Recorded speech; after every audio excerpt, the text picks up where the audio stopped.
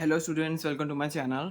तो आज हम पढ़ेंगे डीबीटी एग्ज़ाम से रिलेटेड क्वेश्चंस के बारे में। हाँ, जो डीबीटी एग्ज़ाम से रिलेटेड क्वेश्चंस हैं वो हम क्या कहते हैं डिस्कस करेंगे वन बाय वन। जो भी अभी मैं सेल बायोलॉजी की टॉपिक से, जो सेल बायोलॉजी हमारा यूनिट है ना, उसमें उस यूनिट में कौन कौन से टॉपिक आते हैं, उस यूनिट से कौन कौन से टॉपिक आते हैं डीबीटी के एग्ज़ाम में, है ना। तो डीबीटी के जो एग्ज़ाम के क्वेश्चंस होते हैं वो आपको पता ही होगा।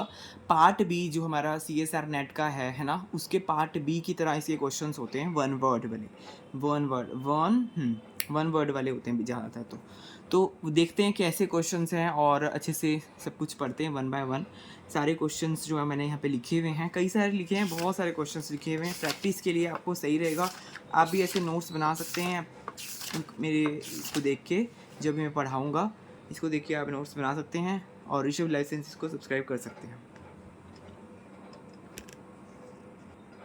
So let's start with different questions. इसमें सेल बायोलॉजी और इम्यूनोलॉजी दोनों की इसमें क्या कहते हैं कंबाइंड वे में ये रहेगा आज का जो है। दोनों है इसमें, सेल बायोलॉजी और इम्यूनोलॉजी दोनों की ही क्वेश्चंस में देखने को मिलेंगे। All living cells arise from pre existing was proposed by, किसने ये प्रपोज किया था कि सारे जो लिविंग सेल्स हैं वो पहले के जो प्री एग्जिस्टिंग सेल्स हैं उन्हीं में से आए हैं। ये रुडोल्फ वर्चो ने कहते हैं इसको वो किया था, प्रपोज किया था इस थ्योरी को कि सब प्री एग्जिस्टिंग पहले से ही पैदा हुए हुई चीज़ों में से अराइज होते हैं। कोलेस्ट्रॉल कंट्रीब्यूट, याद रखना कोलेस्ट्रॉल जो होता है, यहाँ पे मैंने आंसर भी लिखे हुए डायरेक्ट, ऐसा कुछ नहीं है कि मैंने पूरा वैसे आया कि, तो यहाँ पे एक प्रकार का ये रिवीजन के बेसिस पर मैंने लिखा है ना। ऐसा नहीं है पूरे कि क्वेश्चंस भी उतारे आंसर्स भी उतारे, नहीं, मैंने आंसर सब कुछ यहाँ पे लिखा हुआ है। अलग अलग मैंने ऑप्शंस नहीं उतारे हुए इसके, मैंने क्वेश्चंस लिखा है और जो इम्पोर्टेंट बातें हैं वो लिखी है। तो कोलेस्ट्रॉल क्या कंट्रीब्यूट करता है? मेम्ब्रेन की फ्लूइडिटी को कंट्रीब्यूट करता है। Fluid Mosaic nature of biological membrane proved bye, ये जो फ्लूइड मोजाइक मॉडल जो होता है हमारा बायोलॉजिकल मेम्ब्रेन जो हमारी है, जैसे कोई भी मेम्ब्रेन होगी तो उसका फ्लूइड मोजाइक मॉडल कैसे, कब, क्या कहते हैं, ये हुआ प्रूव, ये किसके द्वारा हुआ। यहाँ बाय पूछा है, द्वारा पूछा है, तारीख नहीं पूछी, ये किस द्वारा हुआ। ये फ्रैप टेक्निक के द्वारा हुआ। फ्रैप टेक्निक के द्वारा हुआ कि फ्रैप टेक्निक ने ये बताया कि उसका जो है, जो बायोलॉजिकल मेम्ब्रेन है वो कैसी है, फ्लूइड है और मोजाइक है, मोजाइक पैटर्न है उसका। मतलब मोजाइक का मतलब उसमें कई कुछ है उसमें प्रेजेंट, उसमें लिपिड्स प्रेजेंट है, उसमें प्लाज्मा मेम्ब्रेन में, है ना, प्रोटीन्स प्रेजेंट हैं ऐसे, और डिफरेंट कोलेस्ट्रॉल प्रेजेंट है और बाई लेयर होती है, पूरा एक मोजाइक पैटर्न है उसका, और फ्लूइड है बीच में। तो इस प्रकार से ये फ्रैप टेक्निक के अनुसार पता चला, क्योंकि फ्रैप टेक्निक में क्या होता है, जब हम फ्रैप टेक्निक में ऐसा हुआ कि वो ट्रैवल का बेसिस है, इसमें ट्रैवल करके आगे को बढ़े उसमें। हाँ, एक टाइम बाद, मतलब उसका ये पूरा एक्सपेरिमेंट था, अगर आपको पता होगा मैं क्या कह रहा हूँ, है ना। तो उसमें ट्रैवल के बेसिस में पता चला था कि फ्रैप टेक्निक के बारे में कि उसका नेचर कैसा है। हाँ, फिर वहाँ पे उनका फ्लोरेसेंस आया था, जो हमारे जो होते हैं, जो हमारे उसमें लगे होते हैं अमाइनो एसिड्स जो होते हैं। हाँ, अभी हम उसके बारे में नहीं पढ़ेंगे, फ्रैप टेक्निक के बारे में, ये किसी और दिन में पढ़ाऊँगा। तो अभी पहले अब हम नेक्स्ट क्वेश्चन देखते हैं। नेक्स्ट क्या लिखा हुआ है, typical length of integral membrane protein domain. जो इंटीग्रल मेम्ब्रेन प्रोटीन वो होता है जो पूरा ट्रैवल करता है, इंटीग्रल मेम्ब्रेन प्रोटीन जो पूरा ट्रैवल करता है। जैसे बाई लेयर है, जो लिपिड की बाई लेयर होती है उसमें वो पूरा ट्रैवल करता है, उसको बोलते हैं इंटीग्रल मेम्ब्रेन प्रोटीन। और वो कितने अमाइनो एसिड्स का बना होता है? 10 to 25 अमाइनो एसिड्स का ये बना होता है। फ्लोरेसेंस रिकवरी आफ्टर, ये देखो ये वो वाला क्वेश्चन है, जो फ्रैप टेक्निक है इसकी फुल फॉर्म क्या है? Fluorescence recovery after photo bleaching. तो जो फोटो ब्लीचिंग करी गई थी, जो मैं बता रहा था ना, रिकवरी हुई, फोटो ब्लीचिंग करी गई थी, तो ये रिकवरी एक प्रकार की रिकवरी देखने को मिली थी फिर उसमें। तो उससे पता चला कि उसमें कोई फ्लूइड है जिसकी वजह से वो रिकवरी देखने को मिली। Is a powerful technique for diffusion of coefficient of membrane lipids and proteins. जो डिफ्यूजन कॉफिशिएंट है, डिफ्यूजन कॉफिशिएंट है, उसके बारे में बताती है ये। किसके डिफ्यूजन कॉफिशिएंट के बारे में? जैसे कि लिपिड्स और प्रोटीन में कैसा उसका डिफ्यूजन कॉफिशिएंट है, लिपिड्स और प्रोटीन का कैसा डिफ्यूजन कॉफिशिएंट है मेम्ब्रेन में, तो उसके बारे में बताती है फ्रैप टेक्निक। मेम्ब्रेन में जो, हाँ दिख भी रहा होगा, I don't no.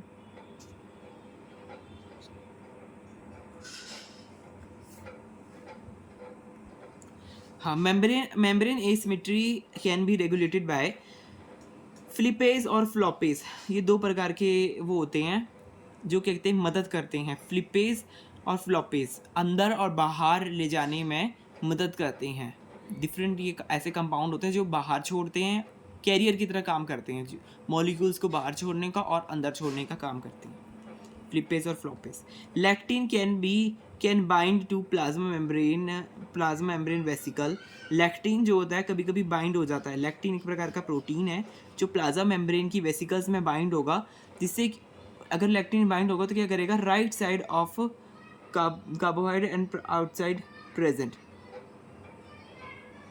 Plasma vesicles में लैक्टिन जो है वो बाइंड होगा if it is right side carbohydrate outside present. हाँ, coefficient diffusion driving is dialysis.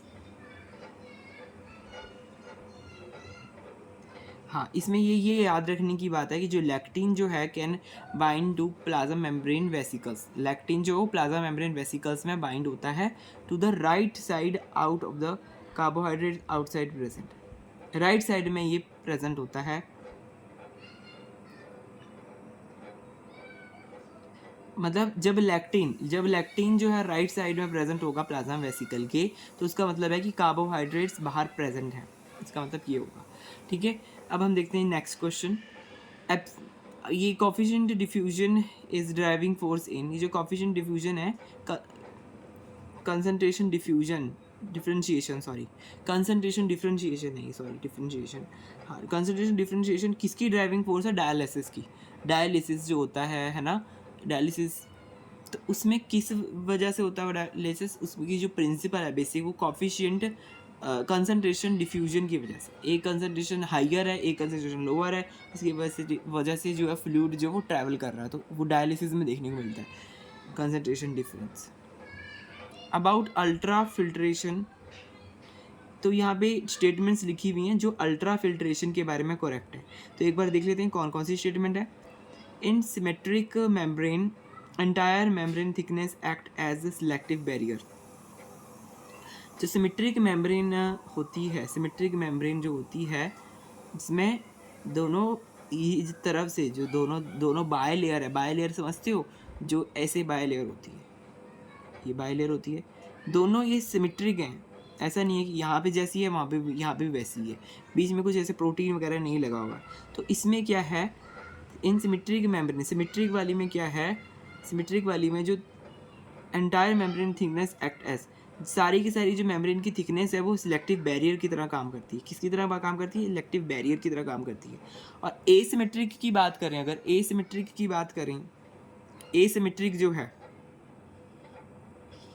जिसमें कुछ यहाँ पे शायद प्रोटीन वगैरह लगा हुआ होगा, कुछ लगा हुआ होगा, तो उसमें क्या होता है, only thin top layer determines selective barrier. जो ऊपर की जो थिन टॉप लेयर होती है वही डिटरमाइन करती है सिलेक्टिव बैरियर।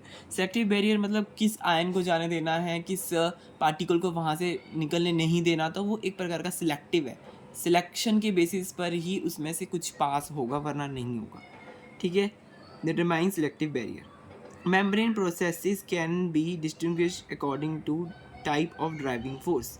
और जो इसमें फोर्स प्रोसेसेस होते हैं, इसकी मेम्ब्रेन की जो प्रोसेसेस होते हैं, इसमें डिफरेंट प्रकार की ड्राइविंग फोर्स जो होती है वो डिटरमाइन करती है कि किस हिसाब से डिफरेंशिएशन होगा और किस हिसाब से, हाँ, ड्राइविंग फोर्स के हिसाब से उसमें मतलब कैसे फिल्ट्रेशन कैसे होगा, वो ड्राइविंग फोर्स के हिसाब से तय होता है। इनकरेक्ट स्टेटमेंट क्या है? ऑल मॉलिक्यूल्स, ये तो देखिए नाम से, ये तो देखो यहाँ पे लिखा ही हुआ ऑल। ऑल जो शब्द अगर होगा तो इसका मतलब वो गलत ही होगा, क्योंकि एब्सोल्यूट कुछ भी होता नहीं है साइंस की भाषा में। All molecules below molecular weight cut off value will be retained, जो इसकी वैल्यू है retain on the membrane, while all other will be permeated. Retain मतलब ऐसा कुछ नहीं होता कि सारे मॉलिक्यूल जो है वो बिलो मॉलिक्यूलर वेट है कट ऑफ, है ना।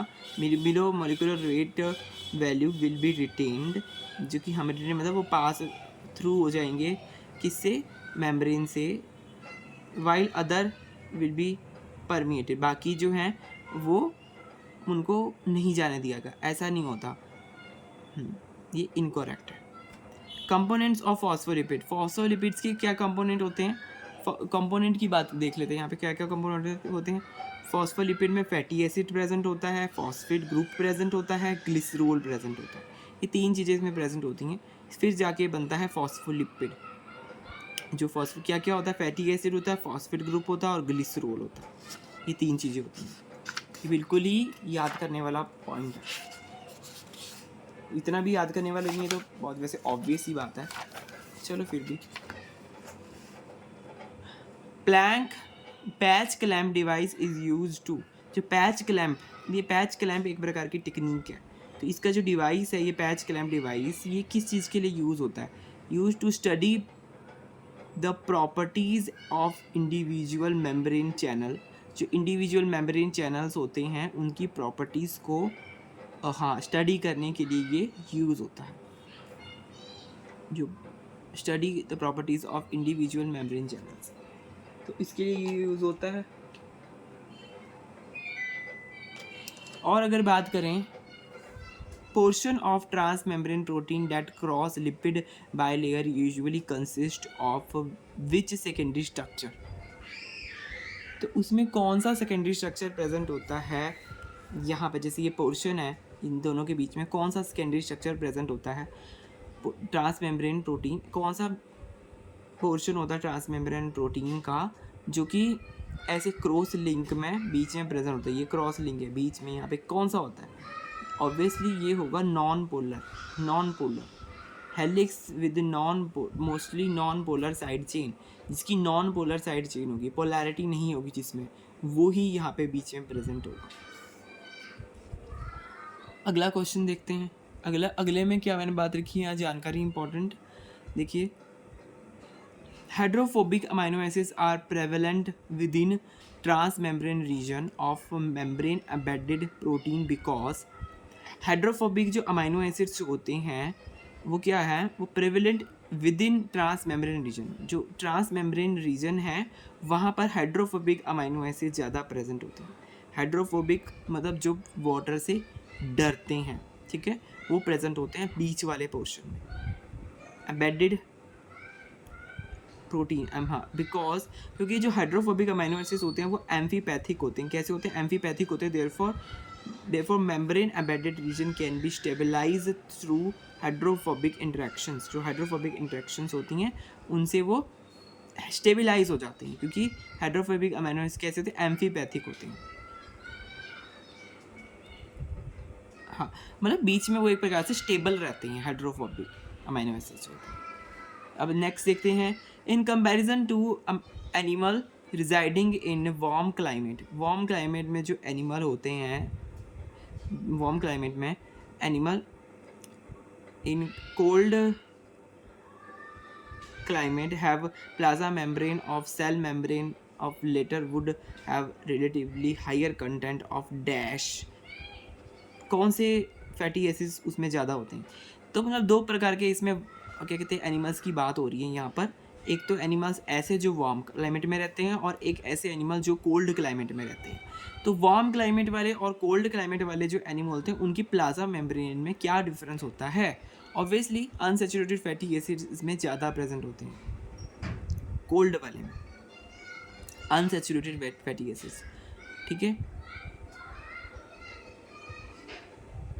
इन कंपैरिजन टू वार्म, एक बार फिर से पढ़ने दो। तो देखो क्या लिखा है, warm climate animal in cold have plasma membrane of little would have relatively high. हाँ, तो कोल्ड वाले में अनसेचुरेटेड फैटी एसिड ज़्यादा है, मतलब ज़्यादा सेचुरेशन नहीं है, मतलब अनसेचुरेटेड का मतलब उसमें बीच में किंक प्रेजेंट होती है, ऐसे किंक प्रेजेंट होती है, अनसेचुरेटेड फैटी एसिड बोलते हैं।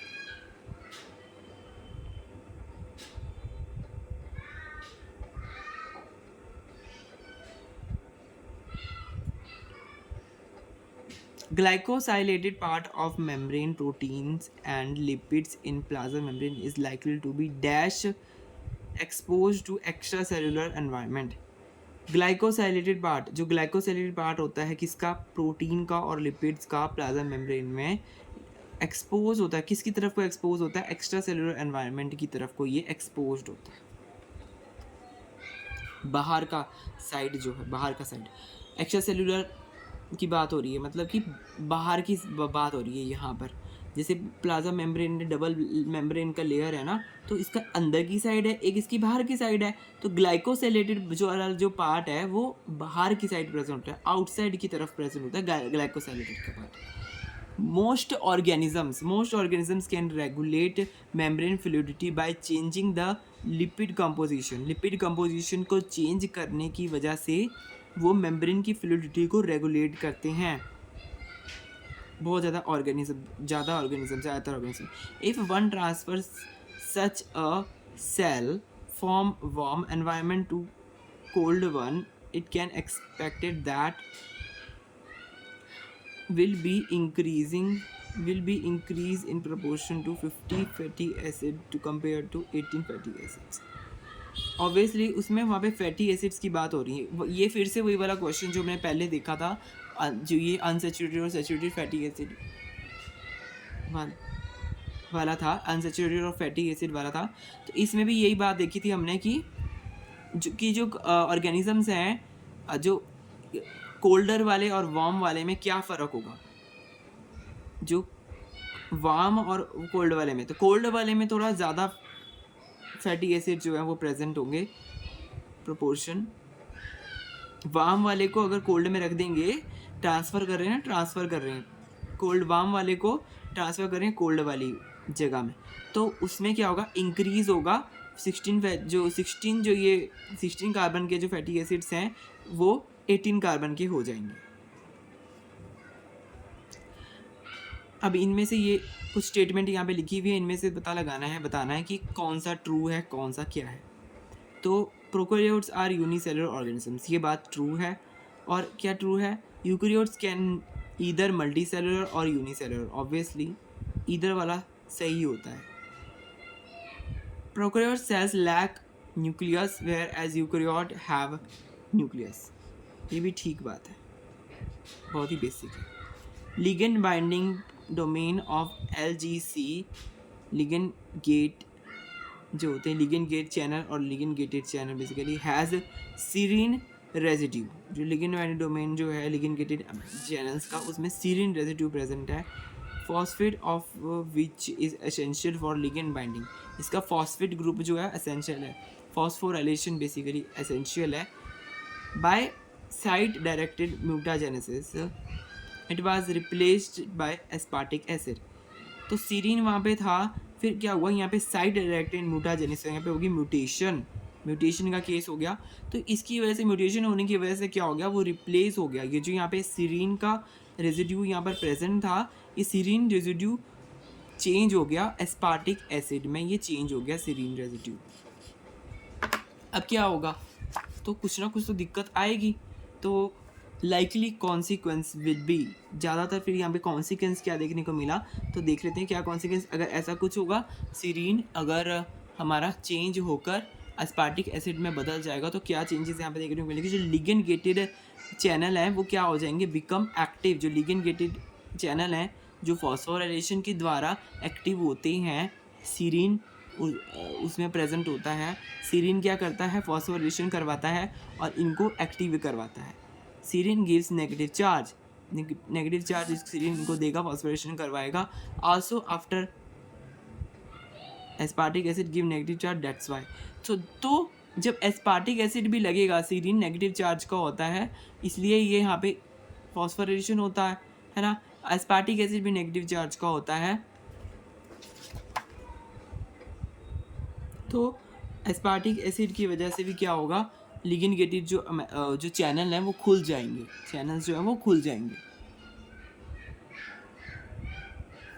नेक्स्ट देखते हैं, यहाँ पे कुछ स्टेटमेंट्स लिखी हुई हैं, करेक्ट स्टेटमेंट्स मैंने यहाँ पे लिखी हुई हैं। करेक्ट स्टेटमेंट्स एक बार देख लेते हैं। ये करेक्ट स्टेटमेंट्स जो हैं ये लिपिड से रिलेटेड हैं ये, हाँ लिपिड और ट्रांसपोर्ट वाले जो पार्ट है ना उससे ये रिलेटेड है। जो ट्रांसपोर्ट वाला पार्ट जो है सेल बायोलॉजी में, ऐसे डिफरेंट डिफरेंट सेल बायोलॉजी में पार्ट्स हैं, तो वो हम कभी पढ़ेंगे। जब मैं सेल बायोलॉजी की यूनिट लेके आऊँगा तो हम पढ़िए तब पढ़ लेंगे। Lipid bilayer lacking protein highly permeable to all charged molecule. Lipid bilayer जो होती है वो हाईली इम्परमिएबल होती है, मतलब इम्परमिएबल होती है, ज़्यादातर इम्परमिएबल होती है, बिल्कुल, है ना। किसके लिए? चार्ज मॉलिक्यूल्स के लिए। चार्ज मॉलिक्यूल्स प्रोटीन जिसमें प्रोटीन ही नहीं होता, जो लिपिड बायलेयर जिसमें प्रोटीन नहीं होगा, चार्ज मॉलिक्यूल के लिए वो इम्परमिएबल रहेगी highly. Channels don't carriers have species binding pockets. Species specific binding pockets होती हैं किसमें कैरियर्स के पास स्पेसिफिक बाइंडिंग पॉकेट्स होती हैं फॉर सॉल्यूट मॉलिक्यूल्स के लिए। दे अलाउ टू पास। कुछ चैनल्स होते हैं, चैनल्स नहीं कैरियर्स के पास होती हैं, चैनल्स के पास नहीं होती, ये बात गलत है। अगर यहाँ पे चैनल्स लिखा आएगा तो ये एक प्रकार के नोट्स बनाए हुए, तो मैंने उस हिसाब से लिखा है। अगर यहाँ पे चैनल्स लिखा आएगा कि चैनल के पास ऐसा कुछ स्पेसिफिक बाइंडिंग पॉकेट्स हैं जो किसी सॉल्यूट्स को वहाँ पे जाने पास दे रही हैं, अंदर जाने दे रही हैं मेम्ब्रेन से, जैसे ट्रांसपोर्ट होता है उसमें तो यही होता है ना डिफरेंट। यहाँ पे कैरियर भी प्रेजेंट है, यहाँ पे चैनल्स भी प्रेजेंट है। ये क्यों प्रेजेंट है? ये उनको पास देने के लिए प्रेजेंट है, किसी के पास है। अब देखिए कैरियर के पास है स्पेसिफिक बाइंडिंग पॉकेट्स जो उसको पास दे रही हैं, चैनल के पास ऐसा कुछ पॉकेट्स नहीं होती। वो चैनल तो सीधा ही चैनल के थ्रू होकर जाता है, जो भी कंपाउंड है, जैसे है ना, जैसे सोडियम पोटाशियम चैनल है, तो सोडियम उसके अंदर से होके चैनल के थ्रू ऐसे पूरा पास, ये जो यहाँ पे चैनल है पूरा, है ना, ऐसे पूरा पास होके अंदर से पूरा होके जाएगा।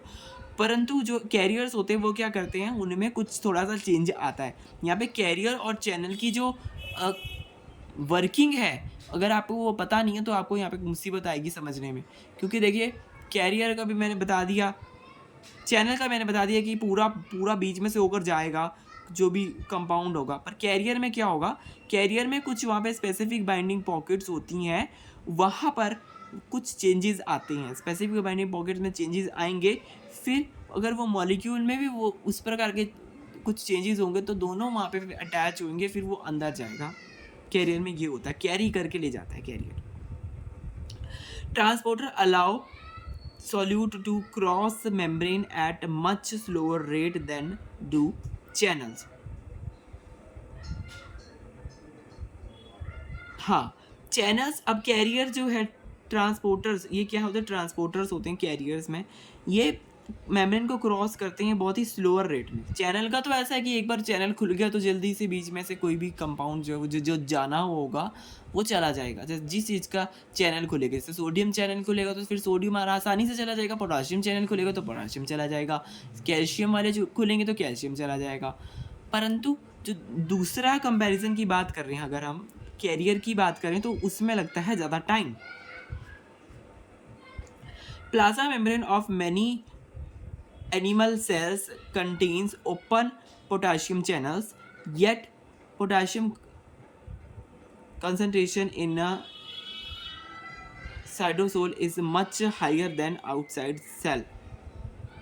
प्लाज्मा मेम्ब्रेन जो है कई जो प्लाज्मा मेम्ब्रेन है, कई एनिमल सेल्स की जो प्लाज्मा मेम्ब्रेन है उसमें क्या देखने को मिलता है, उस कंटेन्स सोडियम चैनल्स, उसमें सोडियम चैनल्स प्रेजेंट होते हैं। Yet sodium concentration in cytosol is much higher than outside cell। जबकि अंदर जो है सोडियम कंसंट्रेशन बहुत ही ज़्यादा है। ऐसा भी पॉसिबल है, मतलब plasma membrane of many cells contains sodium, open sodium channels उसमें प्रेजेंट हैं, और अंदर साइटोसोल में बहुत सारा सोडियम पोटाशियम की कंसंट्रेशन बहुत ज़्यादा है। एनिमल्स में ये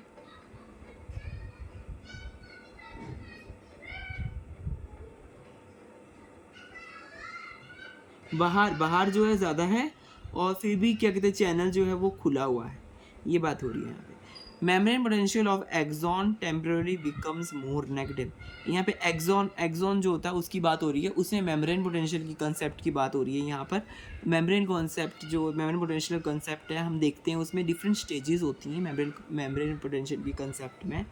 उसमें रेस्टिंग स्टेज होती है, फिर उसमें सोडियम पोटेशियम जब खुलते हैं वो भी स्टेज होती है, फिर उसके बाद पोटाशियम वाला खुलता है ना, फिर उसके बाद नीचे जब जल चला जाता है तो वो वाली स्टेज होती है। तो डिफरेंट स्टेजेस होती हैं। तो एक्सॉन की बात हो रही है, वो ज़्यादा नेगेटिव हो जाता है, become more negative when action जब एक्साइटेड होता है तो वो ज़्यादा नेगेटिव हो जाता है एक्सॉन आपको पता है न्यूरॉन्स जो होते हैं हमारे उसमें प्रेजेंट होते हैं exons. Protein sequence has 20 consecutive hydrophobic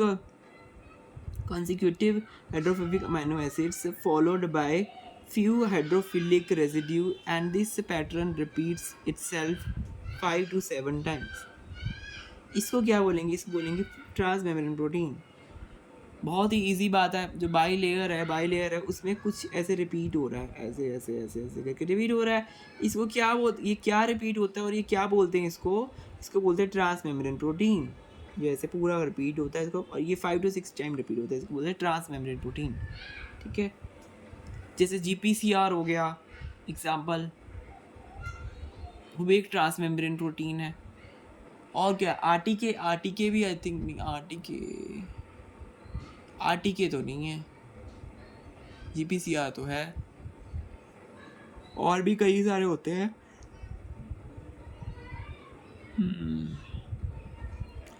ये एक दो क्वेश्चन अभी देखेंगे और फिर हम अभी फ़िलहाल इतना ही करेंगे, जल्दी ही नेक्स्ट क्लास आ जाएगी, ऐसा मत सोचना।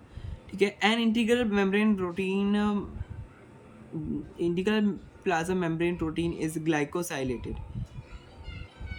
इंटीग्रल जो पूरा कहते दोनों जगह वो प्रेजेंट है, इंटीग्रल वाला इस ग्लाइकोसाइलेट, उसमें ग्लाइकोसाइलेशन हो रखी है। Scientist can trace journey of this protein from the time of initial translation to translocation of plasma membrane in mature form. तो उसकी साइंटिस्ट क्या कर रहे हैं? उसकी जर्नी को ट्रेस कर रहे हैं, उस प्रोटीन की जर्नी को ट्रेस कर रहे हैं कि वो इनिशियल ट्रांसलेशन के टाइम पर कहाँ था और फिर बाद में वो कहाँ पहुँचा, ट्रांसलोकेशन के बाद प्लाज्मा मेम्ब्रेन में कहाँ पहुँचा। Which changes in the molecule weight, जिसकी वजह से क्या होगा, मॉलिक्यूल वेट में चेंज आएगा, क्योंकि यहाँ पे ग्लाइकोसाइलेशन देखिए देखने को मिलती है ना। ग्लाइकोसाइलेशन की वजह से क्या होता है, वेट जो है बढ़ जाता है प्रोटीन का, और ग्लाइकोसाइलेशन जो होता है वो पहले होता है, बाद में नहीं होता है। तो वहाँ पे थोड़ा सा कुछ चेंज आएगा एक्सपेक्टेड टू, तो changes in molecular weight can be expected to take place during the maturation. तो मैच्योरेशन के दौरान थोड़ा वेट में चेंज आएगा। क्या चेंज आएगा, क्या बढ़ेगा कि घटेगा, तो यहाँ पे आंसर क्या है, and initial decrease followed by increase. थोड़ा सा पहले घटेगा फिर उसके बाद बढ़ेगा, ऐसा होगा। ये क्यों बढ़ रहा है? क्योंकि बाद में जो है इसमें कई कुछ इसमें जुड़ रहा है ना, प्रोटीन इज ग्लाइकोसाइलेटेड, हाँ, तो कई कुछ इसमें जुड़ रहा है बाद में, और डबल मेम्ब्रेन फिर उसके बाद ये हो रहा है ना, कई ऐसा कुछ हो रहा है इसमें। जर्नी ऑफ दिस प्रोटीन में कई कुछ जुड़ गया बेसिकली, जिसकी वजह से वो आगे पहुंचा, इसलिए उसका वेट पहले तो घटा फिर उसके बाद बढ़ गया, ये बात हो रही है। नेक्स्ट देखते हैं, cholesterol is transported in blood in form of LDL particles. Cholesterol का ट्रांसपोर्ट है ये भी, हाँ बहुत इजी है। तो कोलेस्ट्रॉल जो है वो LDL पार्टिकल्स में जो है ट्रांसफ़र होता है cholesterol, that contains apolipoprotein. Apolipoprotein उसमें कंटेन होता है, एपोलिपोप्रोटीन उसमें होता है।